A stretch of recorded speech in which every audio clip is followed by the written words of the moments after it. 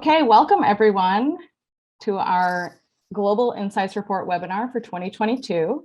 I'm Collette Spagnolo, VP of Marketing Analytics here at DoubleVerify, and it is great to be here today. DV's mission is to make digital advertising stronger, safer, and more secure. And transparency and thought leadership are both critical to this mission, which is why we are here today. Our Global Insights Report, which we released yesterday, provides advertisers with an in-depth market-by-market analysis that spans North America, LATAM, EMEA, and APAC to help inform digital advertising strategies. This is actually our 5th anniversary of the Global Insights Report, and our findings have become more robust each year. And this year, our very talented analytics team looked at media quality and performance trends for over 1 trillion impressions delivered in 80 markets and across more than 2,100 brands. When I first started working on this annual report in 2017, the verification market was still nascent. In the beginning, verification primarily focused on protection after transactions took place through blocking and monitoring. As programmatic evolved and became the primary buy type globally, our industry's focus turned to protecting advertisers before the media transaction even takes place. And this is commonly referred to as pre-bid avoidance. As that shift occurred, our advertisers have reaped the benefits of the advances in technology, thus improving protection over time. And this has, of course, improved their performance over the years as well. Another shift that we've seen at a global level is that fraud was one of the biggest concerns to advertisers in 2017. And while it is, of course, still a focus, today we hear from advertisers that they are most concerned about brand safety and suitability and how to measure performance in a cookieless world. This is especially true for our longest standing customers who have a strong baseline of quality already. And a trend that you'll see throughout our discussion today is that these advanced advertisers have influence on our trends, influence on our insights, and of course, our benchmarks. And they know how important it is to make the most of their digital investments. Today's focus is, of course, on the Americas regions, which covers 19 countries in Latin America, and here in North America, of course, Canada and the US. I'll be taking us through the findings from the report with specific insights from the Americas regions. And as we dive into each topic, I'll open up the discussion with our fireside chat panelists, Yale and Gian, to get their takes on each of the different trends. As a reminder for the audience, a little housekeeping. So you guys can ask questions in the Zoom Q&A box throughout the session. We will be taking a look at that and answering throughout the session. We also have some time set aside at the end for Q&A. So we'll be reviewing some of those questions and asking Yale and Gian for their input. And then one more thing, we'll also be launching some audience polls throughout the fireside chat and reviewing those results live. So please participate in those when you see them come up. Before we get into all of that, though, let me first introduce Yale and Gian. Yale Cohen serves as the EVP of Global Digital Standards for Publicis Media Exchange, PMX, which encompasses all areas of media quality and protections to help advertisers understand the value of each individual impression. He's become Publicis Media's industry voice for standards, incorporating client needs for partners to adhere to Publicis's stringent expectations. Yale is a dedicated industry leader who has received numerous industry accolades, including recognition on Adweek's Young Influential list. So Yale, thank you so much for joining us today. Gian LaVecchia, hey. Gian LaVecchia is DoubleVerify's Managing Director of the Americas, and he's responsible for revenue strategy, growth, and operational leadership across the Americas. Gian has spent his more than 20-year career consistently driving digital and mobile transformation in partnership with some of the world's most recognized brands and agencies, including Digitas, Microsoft, Group M, and Teads, to name a few. Thank you also, Gian, for joining us today. So let's jump into our findings. And we're actually going to kick this fireside chat off with an audience poll right away. We're asking the audience, how much of a concern is ad fraud for your brand? So I'll give everyone a moment to start answering that question.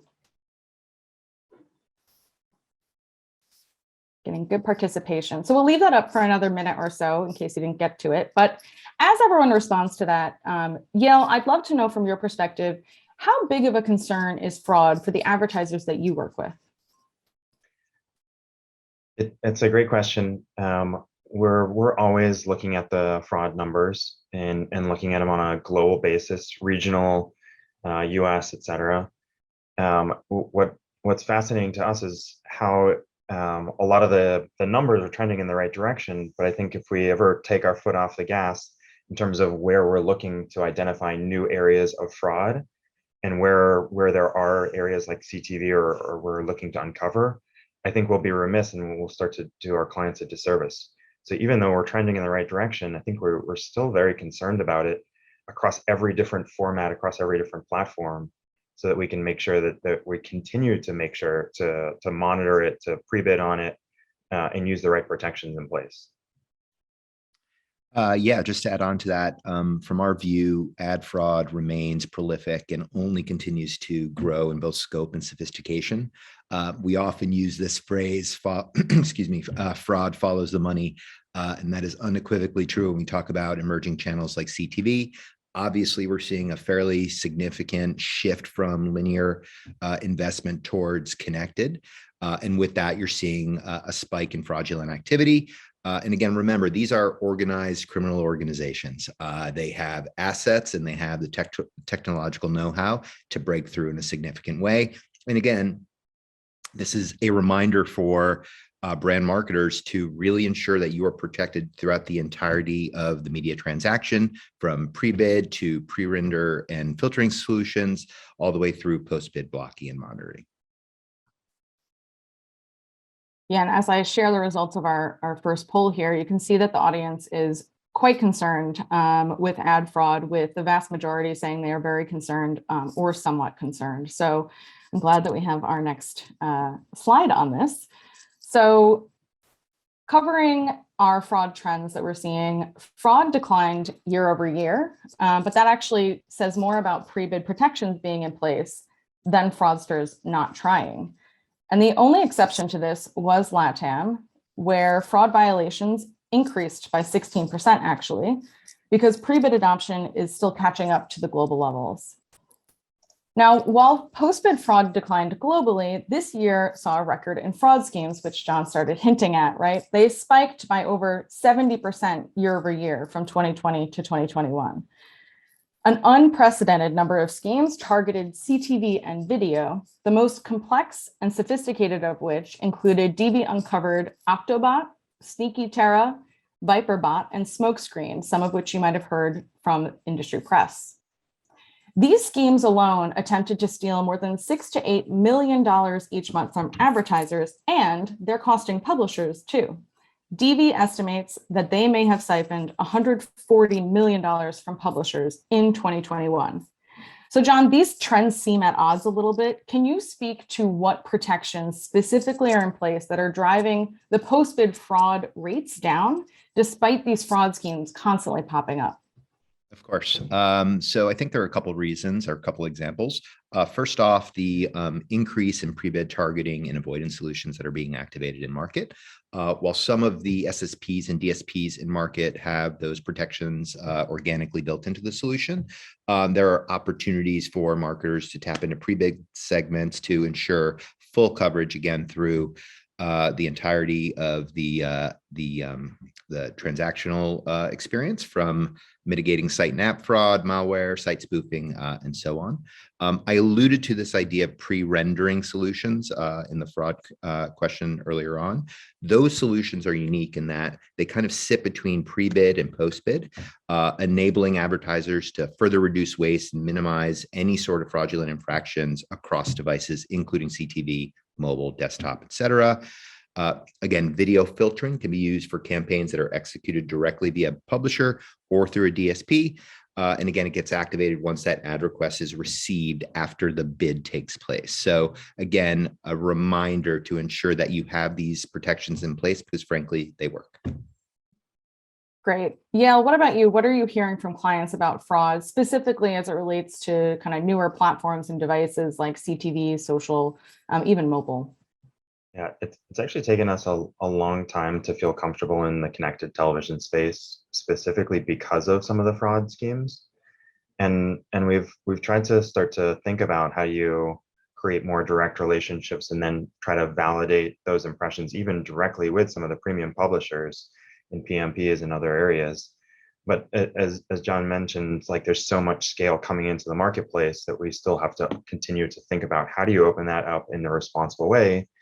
And one of those is trying to tackle it through DV's protections and that pre-bid and the post-bid protections. So it's definitely a concern, but it changed some of our buying habits and strategies. And I think that those continue to evolve, especially as the technologies continue to evolve and the platforms enable the reporting to allow us to make smarter decisions. Great, thanks for that. So we'll shift gears a little bit here and move on to brand safety and suitability. So our next poll is for the audience, very similar one, but asking how much of a concern is brand safety and suitability for your brand? We'll give everyone a little beat to answer that.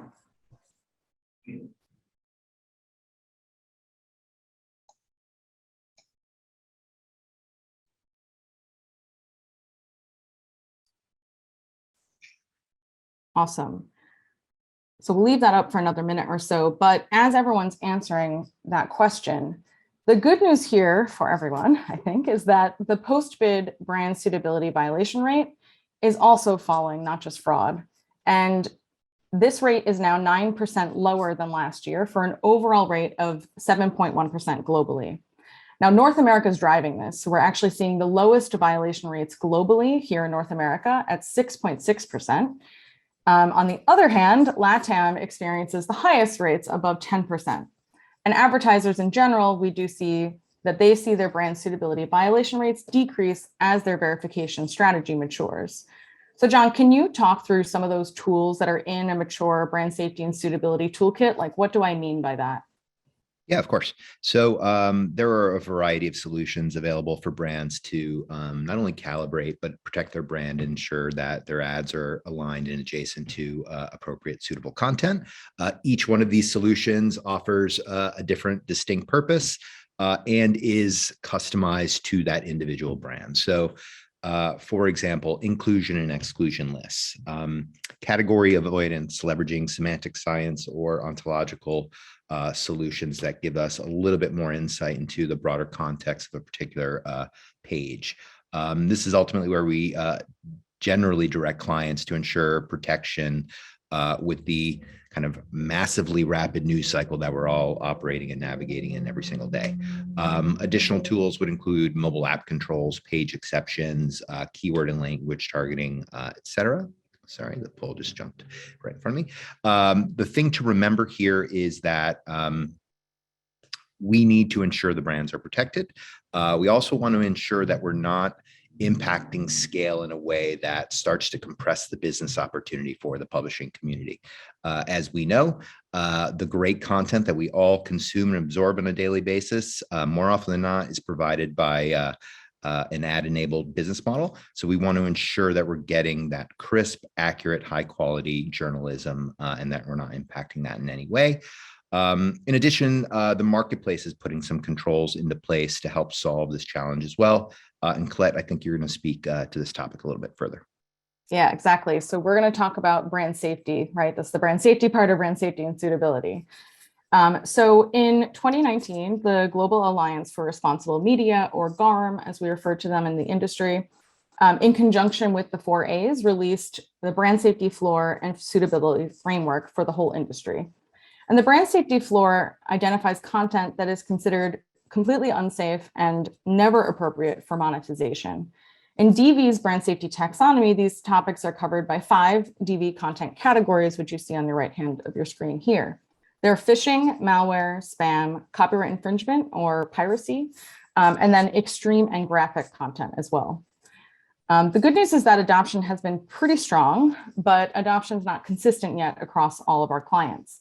So about 93% of the advertisers using DV leverage at least one brand safety floor category for either avoidance, blocking, or monitoring. And 61% use all floor categories. I'm going to share the poll results here because I think that's a little surprising considering how concerned the industry is about brand safety and suitability. All of you actually answered that you're very concerned or somewhat concerned about brand safety and suitability. So With that, Yale, I'd love to hear Publicis's take on the GARM brand safety floor, and whether you're hearing that from clients that they're concerned about funding unsafe sites and apps. And then, of course, would love to hear you also talk about the kind of adoption that you've seen across your clients as a result. Yeah. And from a Publicis perspective, we're extremely concerned about this. We're always trying to improve best practices and provide the best tools to our advertisers. One of the things that we did as an organization was start to create an opt-out instead of an opt-into the brand safety floor.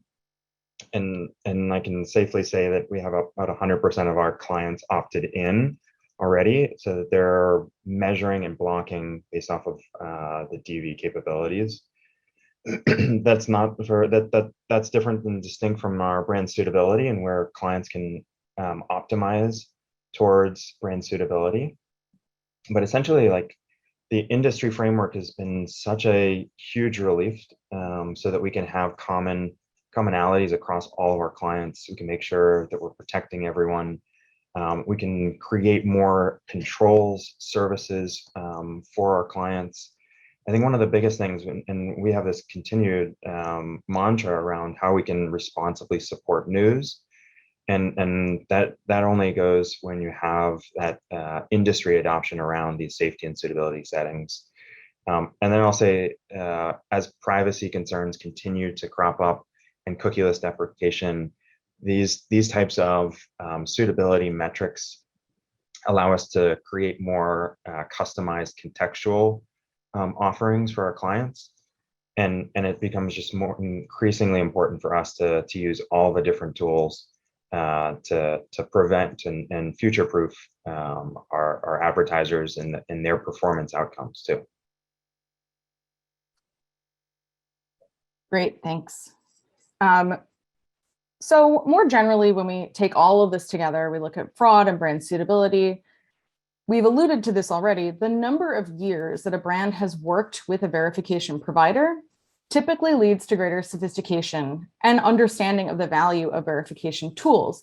And that ultimately leads to not only lower violation rates, which we've seen trend over the industry, but also greater campaign quality, and then, of course, efficiency. Now, DV has found that long-standing verification users are most likely to adopt a wider set of verification tools, preventing fraud and brand suitability infractions before an ad is served, as John was talking about earlier.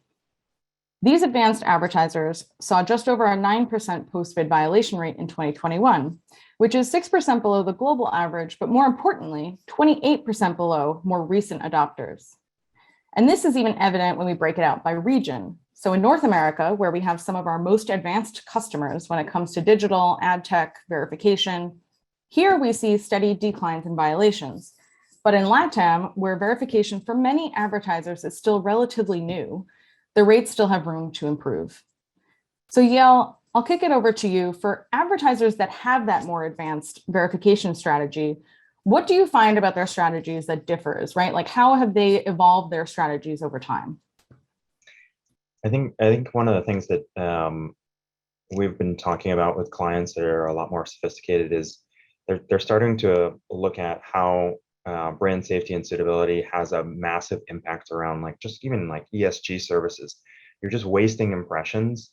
You're wasting your carbon footprint around something that you know is ineffective. And so how do you create the right type of controls and create the type of talk track to your management service team? I think it's also an interesting one around, even like you think about just like the cost benefit analysis of just having those services in place, the ability to pass back some of the impressions. You think about how you're creating unconscious bias in some of your brand safety tools, and where you can uncover that, and where you can actually become even more critical on your processes to remove any of those biases from your tools or from your keywords, or how you block certain types of content.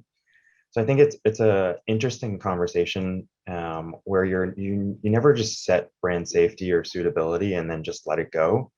it's constantly updating it and thinking about where you can improve. And so like DE&I and ESG are also just huge opportunities that we're growing into. And I think we'll get into a lot more around like attention and where we're headed as an industry around some of the metrics that we can start to look at that really talk to outcomes and how you can minimize some of your carbon footprint by optimizing towards the right metrics too. Yeah. And John, how about you from the DV side? How have you seen more advanced verification strategies play out with our clients here? I'm especially thinking, for example, of how more mature clients responded to the initial COVID crisis in terms of brand safety and suitability, of course. Yeah, great question. Thank you. I think COVID is absolutely a perfect example. So as we all recall, initially when the pandemic broke out, the initial gut response from a number of brands was to block all pandemic related content. As a result, they blocked basically all news related content because that was the topic du jour for many months and continues to through today. But as we know, not all content related to COVID is all bad or all good. And there was much volume oriented around neutral content. So news sites speaking about vaccine advancements, health and wellness articles, et cetera. So again, to my earlier point about the publisher community, news publishers specifically were penalized because they simply couldn't monetize that content. And even if the consumers didn't particularly find that content objectionable in any way. So again, in this new world order that we find ourselves in with a news cycle that is 24/7, and increasingly negative on a day-to-day basis, our guidance has always been relatively consistent. So again, really crystallized and put rigor against what is truly acceptable or suitable for your brand. Not all brands are created equally. Everyone has a different appetite or a different level of flex, and you need to know who you are as a brand and adjust accordingly. Earlier on, I talked about some of the brand safety and suitability toolkit solutions. Get very familiarized with that toolkit because again, worst case scenario is over blocking and losing opportunities to reach, engage, energize, mobilize audiences to that ultimate outcome that we're all pursuing.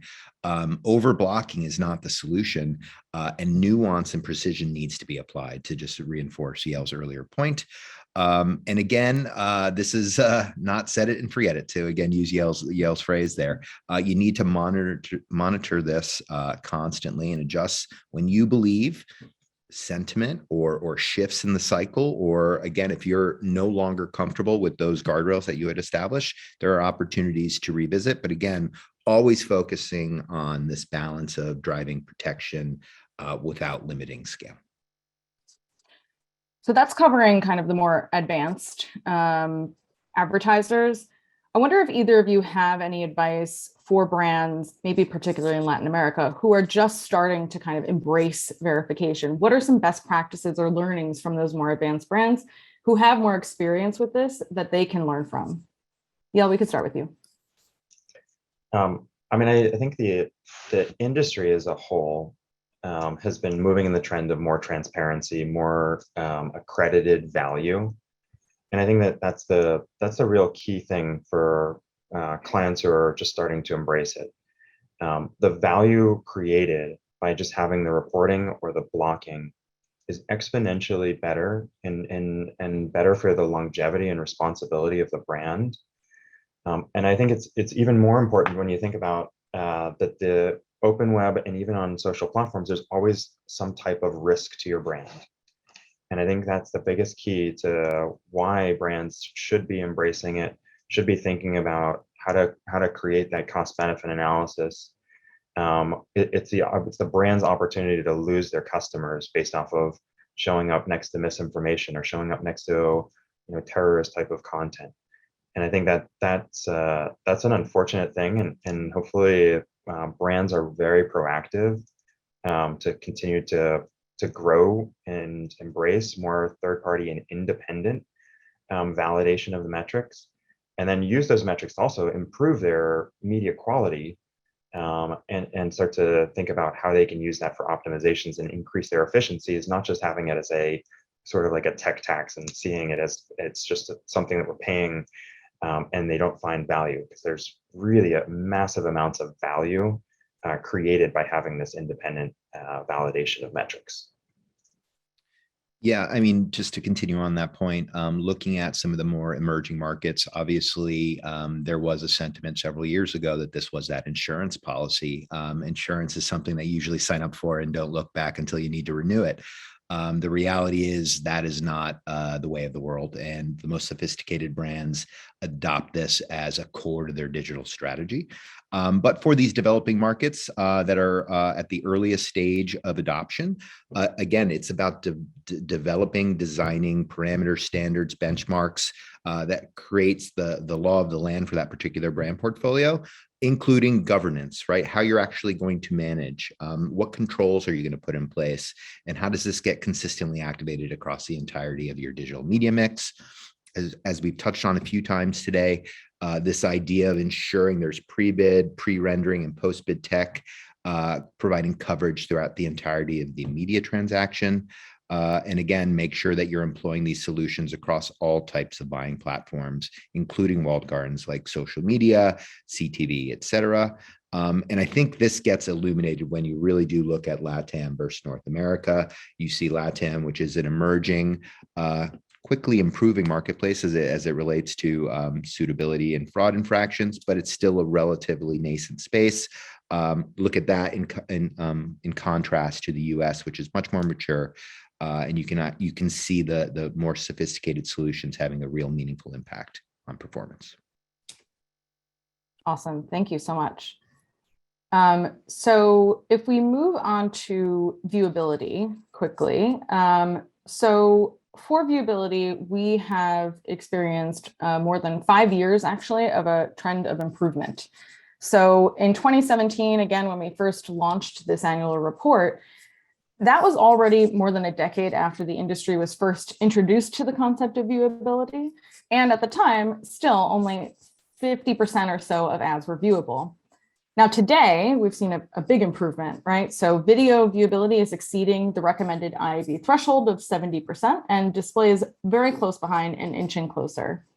And this is especially true in LATAM, actually, as Gian was saying, a quickly improving market, where video viewability reached 77% and display viewability reached 72%, which was actually the best out of all regions this year. So Gian, that's great talking about, kind of more, dare I say, traditional digital environments like desktop, mobile web, and mobile app. But can you speak to how advertisers should think about measurement of viewability on newer channels and platforms? And of course, I'm alluding to CTV here, but anything else you want to cover? Yeah, of course. So I think as everyone realizes, we're still very much in the nascent early stages of defining what viewability means in an environment like CTV. And if we're going to apply the same principles and practices to what we do across the remainder of our digital mix. This is precisely why we are active members of the Open Measurement Working Group, which is really focused on establishing those standards and bringing a community together to ensure transparency. Trust and transparency are foundational in this emerging channel. But as a result, though, right, as we wait for this eventuality, we are moving forward with proxy solutions that provide valuable texture and context to how their ads are performing. For example, we've launched a fully on-screen signal that can actually report against ads. Was the TV on when your ad was running? And again, many marketers don't really have a good sense what the CTV ecosystem looks like. But 1 in 4 environments, 1 in 4 of our top environments across both apps and device keep playing videos and record those impressions after the TV is turned off. Obviously, a hugely inefficient, zero opportunity to drive any sort of meaningful outcome. These are the types of solutions that we're putting in place to, again, fill the gap currently as we work on this broader initiative. Thank you. So our next section here is about attention, as both of you have already alluded multiple times in our discussion. So I'm going to launch our last audience poll now to see what kinds of metrics our audience is using to optimize campaigns. We have a few options here. You can select multiple if they apply. So again, we'll leave that up for a couple minutes here. And as you're answering, I'll run through some viewability and attention trends. So viewability solutions have helped advertisers optimize towards placements that have a high likelihood of being seen. And high viewability rates are important. I think we all kind of established that, but it's limiting, right? Viewability only lets an advertiser know a user had a chance to view the ad. It doesn't measure the impact of that ad. And now that advertisers with a solid verification strategy, we see that they're hitting high viewable rates, they can begin looking at new measures like attention to gauge performance and drive outcomes. And now that there is that path to maintaining quality, the next natural purview of measurement is performance. Given the increasing scrutiny on privacy-friendly solutions, though, anything that's measured, I think we all agree, must respect consumer privacy. That is where contextual targeting and attention metrics will play a strong role in media planning going forward, which is exactly what Yale was talking about earlier. And beyond viewability, attention metrics can capture that elusive moment where consumers are intrigued by a product or brand. They're motivated to engage, and ultimately they are driven to convert.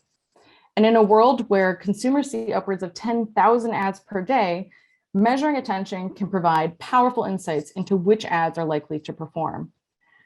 So John, in your experience, what are you hearing from brands and advertisers in terms of what they think attention means, and how does DV define it? Sure, thank you. So at a macro level, honestly, I believe attention really equates to resonance, right? And you just alluded to this, like, are you emotionally connecting? Are you driving a behavior? Are you driving time spent with that ad or content experience? So I think we are, as a community, fundamentally aligned around what attention means. I think the better question might be is what is the best way to measure it? So in 2021, we launched a new product suite called Authentic Attention. And how it works is built upon the foundation of the DV Authentic Ad, which is a currency that ensures each and every impression meets the rigorous criteria of being fraud-free, brand safe, viewable, and in geo. Using that as the baseline, we now look at two additional performance cohorts, exposure and engagement. And we look at 50 plus data signals across the entirety of your digital media mix against those two performance cohorts. So on the exposure side, we're really focused on measuring prominence and intensity of the ad presentation itself. So reporting on measures including viewable time, share of screen, quartile completion if it's a video experience, et cetera. On the engagement side, we're not only ensuring that there's actually a human behind that screen, but we're measuring the broad swath of KPIs or actions that can occur on a mobile device, like a touch, a squeeze, a push, starting and stopping a video, et cetera. What DV Authentic Attention does is make it really easy to understand about what the true drivers of performance are, what ads are most resonant, what properties are driving the highest level of attention, what placements are either delivering against your exposure goals of prominence or ads that are driving the highest levels of interactivity.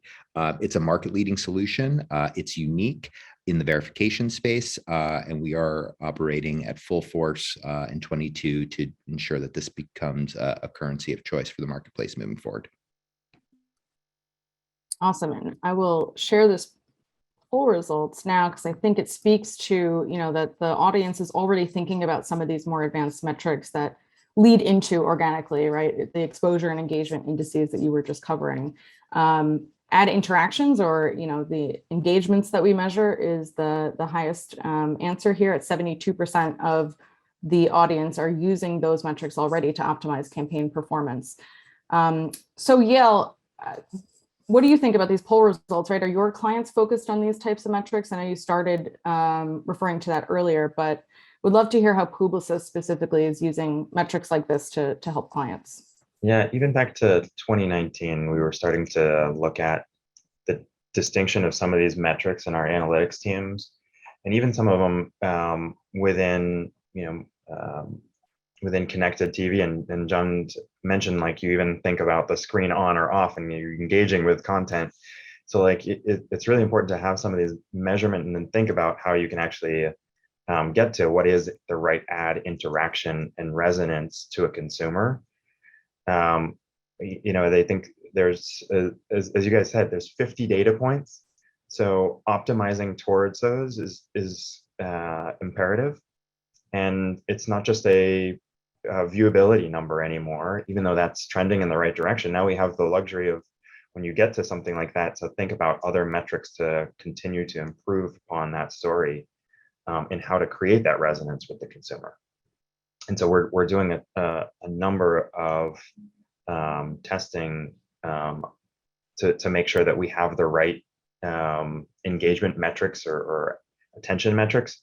And as you can see, I guess the audience is pretty split on where that actually delivers upon. And I think it actually depends upon some of the brands, the categories, the verticals, in terms of where they should be optimizing. So I think it's appropriate for you to have some of these different poll results coming out. But I think we've been sharing how much with all of our clients, blinding case studies to them to make sure that they see other clients and what they're testing, other verticals and what they want, and going as deep as possible into which types of metrics actually matter to the consumer. But the consumers don't say, oh, that was a viewable ad and that contributed to my resonance. It's on our shoulders to try to look at the analytics and start to think in a more sophisticated manner to create that opportunity to resonate with them. Awesome. Thank you so much. So digging deeper into attention, now we're going to take a look at attention as John described it, so as measured by DV, and how select verticals actually changed performance year over year. So while we launched this last year, we were measuring for attention for the year prior. So as you can see here, as pandemic restrictions eased, both media and sports as a vertical, advertiser vertical, and travel saw clear growth on both indices, exposure and engagement, bouncing back from being lower indexing verticals last year in 2020. And technology and automotive both saw significant improvement in engagement in 2021, but eased back in terms of exposure. And last year, we saw both verticals improve across both exposure and engagement. So this is a little bit of a different trend. And similarly, telecommunications advertisers saw a drop in exposure, but they maintained engagement performance.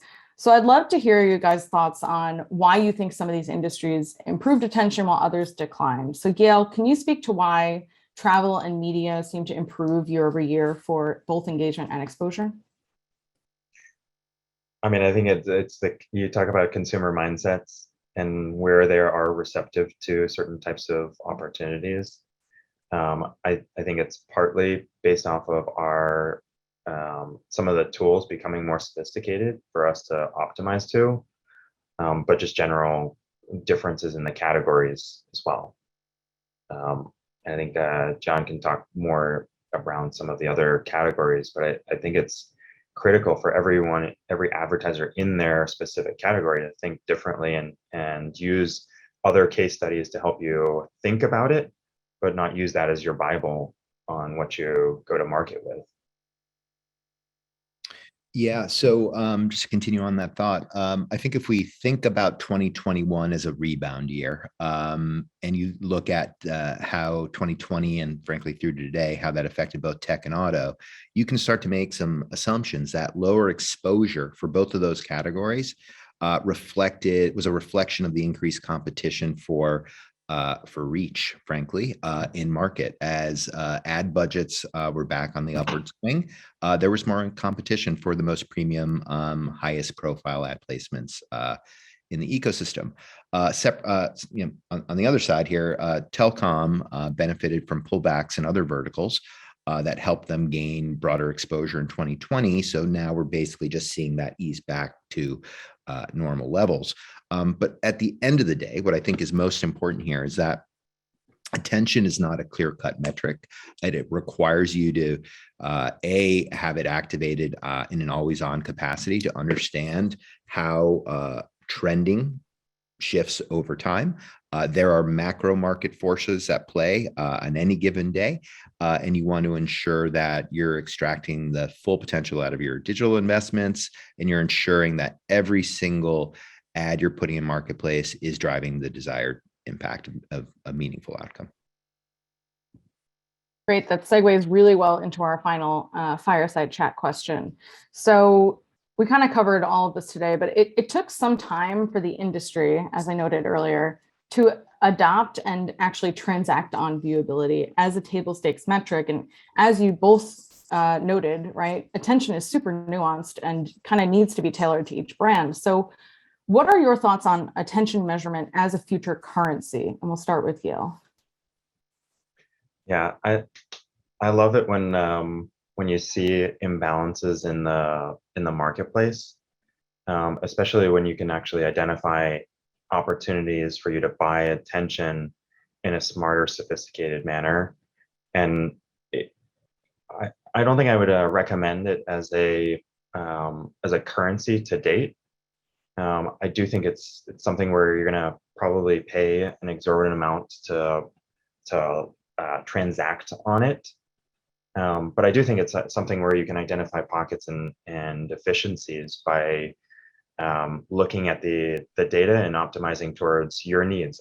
The other thing is that because it's so nuanced on a brand by brand or advertiser category level, using it as a currency to date may actually be a detriment.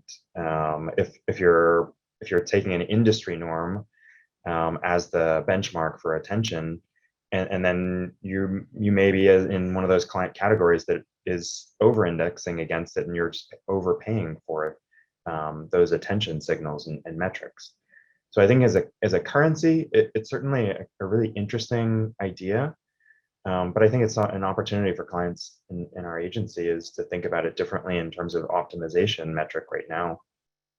And if it ever does standardize by publisher and or across the marketplace or category, I think then you can think about currency. But I think it's too early to start to say we're going to buy it based off of this and switch our approach. I think there's much more efficiencies to be gleaned in other ways.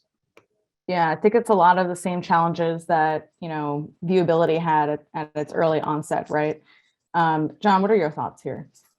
Yeah, so I would agree with that. I do think there are some market forces at play that will help provide a little bit more momentum. So we've talked the idea of cookie deprecation to death at this point, but a betting person might say that 2023 is the year that cookies get firmly deprecated. And as a result, there's going to be blind spots in markets. So opportunities to get that additional texture for how campaigns are performing through the lens of attention, I do believe will be meaningful. I do believe will be insight that can drive action, right, to transform the trajectory of a media campaign.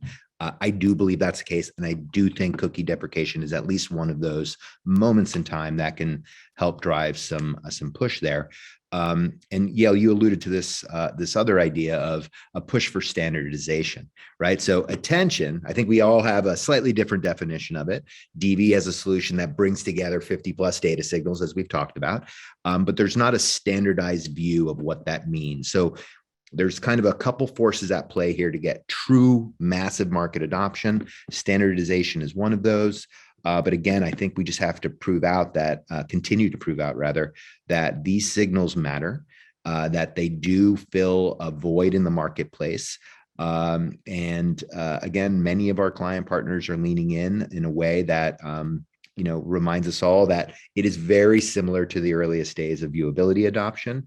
I would just say this is viewability, and we use this phrase sometimes internally jokingly, but viewability 2.0. It's really taking the opportunity to see an ad to actually provide all this additional layers of insight and intel.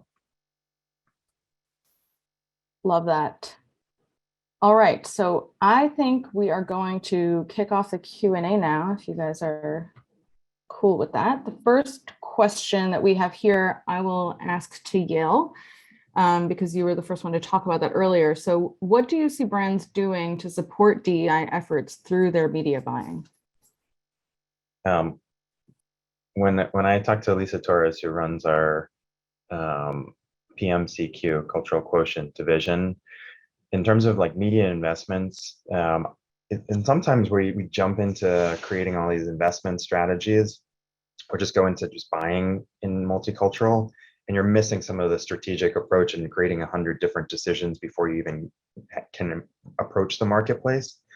And one of the things that we talk about as publicists is that creating unconscious bias in our habits, in our safety controls, with blocking certain types of inventory. Are we thinking about how we can empower the marketplace to think about certain types of content differently from a safety and suitability approach?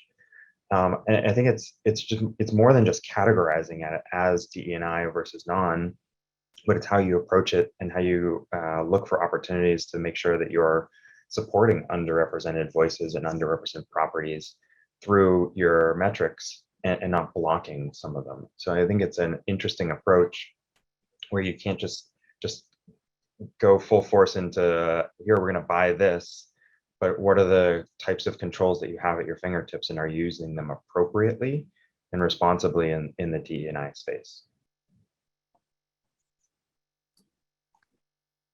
Great. Oh, we have some good questions coming in. Gian, I'll punt this to you. How do I adopt or implement the brand safety floor? Is there an easy way? Oh, you're muted. First time today. So, I thought it was going to happen many times. So as part of our brand suitability proposition, we have our floor solutions, which basically includes, I hate to use this phrase, but the dirty dozen, some of the most egregious examples of brand safety violations. That is foundational. It's the floor, and there are no exceptions there. But again, we round this out with 85 plus additional categories to provide even more protection and more nuance and more control to our marketing partners to ensure that, again, they're delivering content and ad experiences in the right environments. Right. The next question is about the merging of CTV and TV, right? So Yale, are you working on or seeing solutions that create a clear view that combine TV and OTT or CTV? I mean, I think there's the ability to measure in mobile app and connected TV is now there. I think you were still having challenges bringing in some of the linear investment into the same measurement platforms. You can start to see it in TV and linear measurement. There's now a fragmented measurement scenario with multi-partner, which I think is actually really good to the industry to challenge status quo. And I also think that also provides more opportunity to bring together some of the measurement in the future. But I don't think it's a scalable method right now. The next question from an attendee is whether the TV on-screen measurement is limited to specific publishers or hardware, and they want to understand if this is scalable within CTV campaigns. So, Gian, do you want to touch on DV's solution here? Yeah, so our fully on-screen solutions have launched with select DSPs. So now it is available across the majority of platforms. We partner with the majority of CTV walled gardens out in the marketplace with a variety of integrations. But again, this is what we're defining as not only a viewability measure, as I alluded to earlier, but this is, again, an example of attention, right? So, and we're talking about this as potentially one of the first optimizable metrics that are attention oriented that could be something that we can activate in the DSPs. Emerging solution launched earlier this year. It is gaining traction and a lot of interest from our client partners.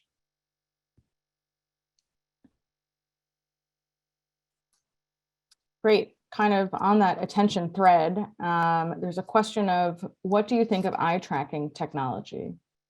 So Yale, if you have a POV on this, you can jump in, or John, either way. I think it's fascinating to see the eye tracking technology. I don't think it's scalable on every single impression. I think that's the thing that's the fallacy. I think it's similar to like blockchain, where there's providing value, but it can't be implemented at the scale of programmatic or even digital direct. I think it absolutely helps with some of the directional attention metrics. Same with panel-based measurement and for brand favorability and others. So I think as the technologies continue to evolve, there will be increasing, as John said, there's 50 plus, and that's going to continue to grow as we are able to track more. And then, it may actually grow, and then we actually may like start to shorten the number that we actually use of those 50 that are actually meaningful metrics. I think it does provide directional support in terms of attention, but I don't think it's the end all be all for the measurement.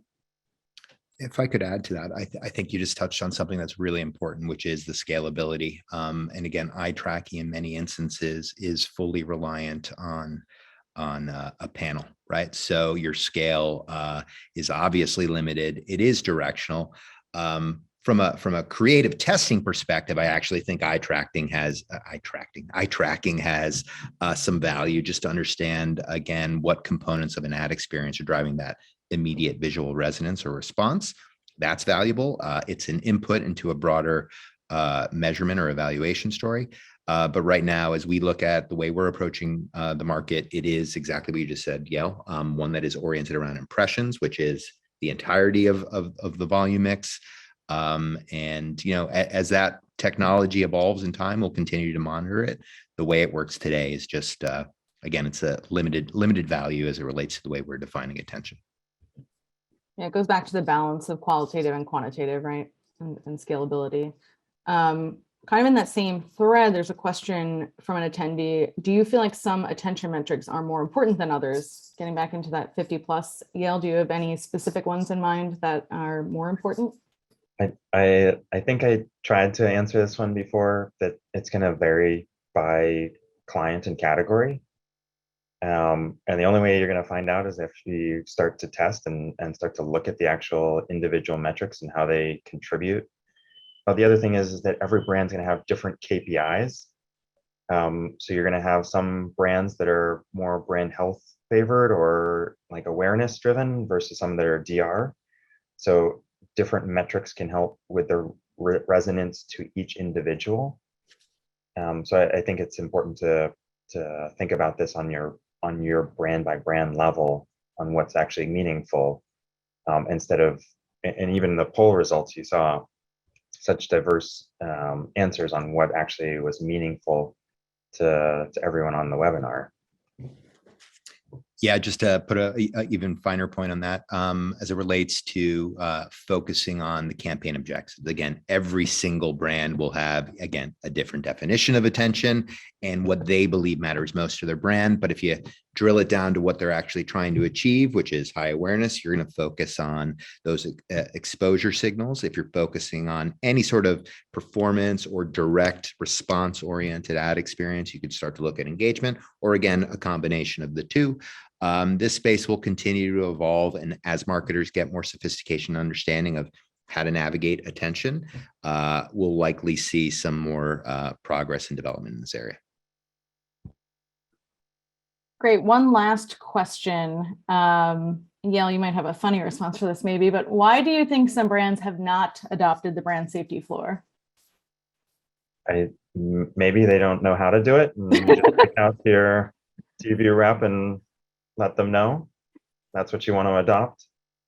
I mean, it's an industry standard at this point, Yeah. to be honest, and like it's something that we tried to make it as an opt-out. There are certain categories like nudity or certain types of obscenities that clients actually opt into, and so but in order to protect all of our hundreds of brands, we took a different approach from some of the others in the marketplace, and it's absolutely available to everyone. We're not trying to keep 100% compliance to ourselves.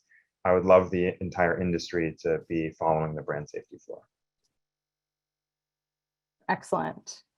Well, thank you, Yale and John, for a great conversation and for your answers to the Q&A. I think we had a great, fantastic discussion. I hope everyone on the webinar enjoyed it as much as I did.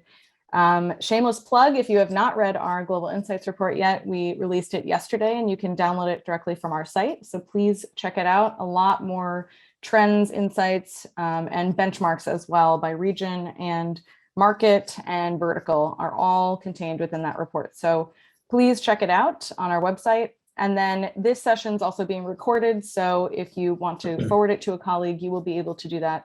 It'll be available for viewing at a later date. Thanks everyone for joining.